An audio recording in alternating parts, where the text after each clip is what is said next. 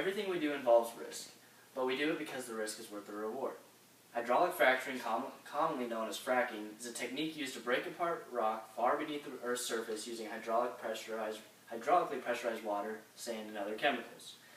The United States government is investigating the issue of whether fracking should be banned due to environmental risk it poses. Fracking should not be banned in the United States because the substantial benefits outweigh the minimal environmental risk. There are a few risks to fracking that people have become afraid of because of a lack of understanding. One potential risk is the belief that fracking increases the risk of earthquakes nearby.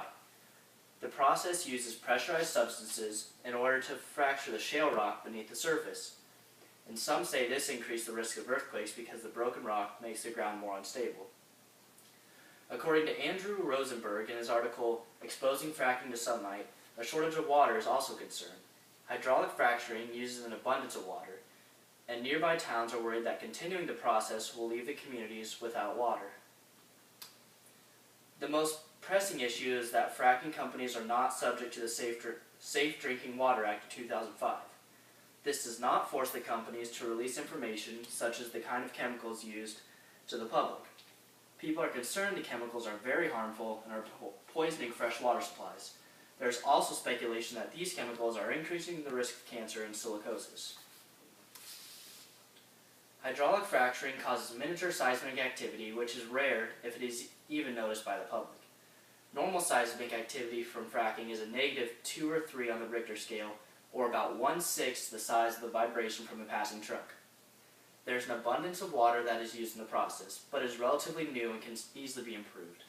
Only a portion of the used water is recollected, but advances in fracking would allow for more water to be collected.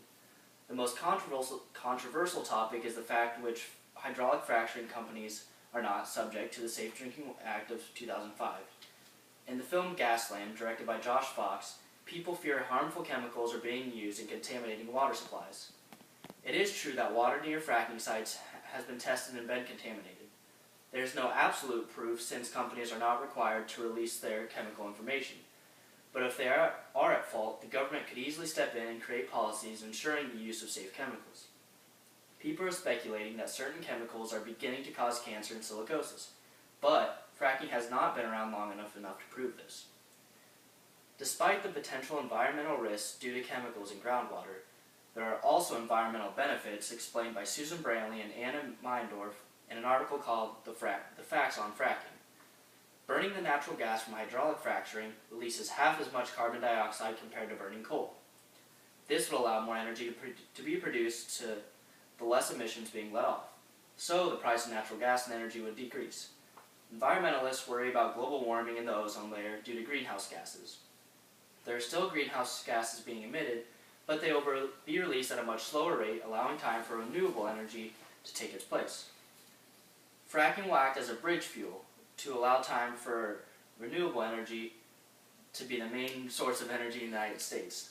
Energy from wind, power, and hydroelectric is quickly evolving, but it is not quite enough yet to supply enough energy for the entire country. Fracking will buy the country time to develop technology even further, so someday there will be no need for fracking or oil drilling at all.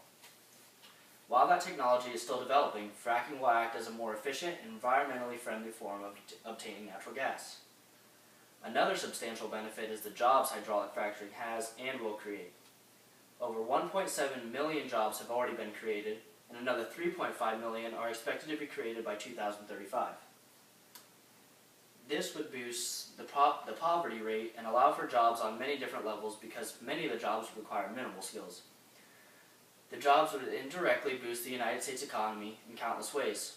The amount of jobs being created would give people more spending money. This money would be spent on various items, creating profit for companies everywhere. Many more people would also be earning an income, and this would increase income taxes for the government. Another indirect economic impact is the impact it would have on supporting industries such as electric companies, real estate companies, chemical producers, and steel producers. The most notable benefit is the tremendous increase in oil production. Robert Sharon explains how oil production is at its highest output since 1989. Before fracking, the United States relied heavily on unstable foreign countries for oil and natural gas. Now the United States is on the verge of becoming energy independent, along with creating a surplus of oil and natural gas. The debt this country is facing could be helped because companies would be able to export oil and natural gas. This could also help the country politically because a large portion of politics, which is the importation of oil and natural gas in the United States, would be eliminated. Natural gas resources have increased almost 65% due to fracking, and that benefits the economy in the same way that jobs help the economy. Prices of oil and fuel will decrease, allowing individuals to spend excess money elsewhere. It is no secret that this country is in tremendous debt. That debt is multiplying, and a portion of that comes from the importation of oil and natural gas. The United States has to pay large taxes on imported goods because the supplying countries know the U.S. will have to pay the high taxes. Having the ability to export oil and natural gas will build a country's wealth in time. In the film Gasland, Josh Fox explores the downsides of fracking and convinces viewers that there are no benefits and all it does is cause harm. The biased documentary motivates the viewer emotionally to despise the process of hydraulic fracturing, when in reality they are ill-informed. The film exploits the worst cases available and uses them against the entire process of fracking. The filmmaker, Josh Fox, travels in order to find a couple of cases of water that can be lit on fire and animals that are losing their hair. These cases are extreme, and the documentary tries to blame the companies.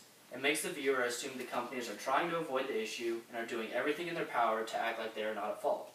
In reality, the companies have solid supporting evidence that they are in fact not at fault.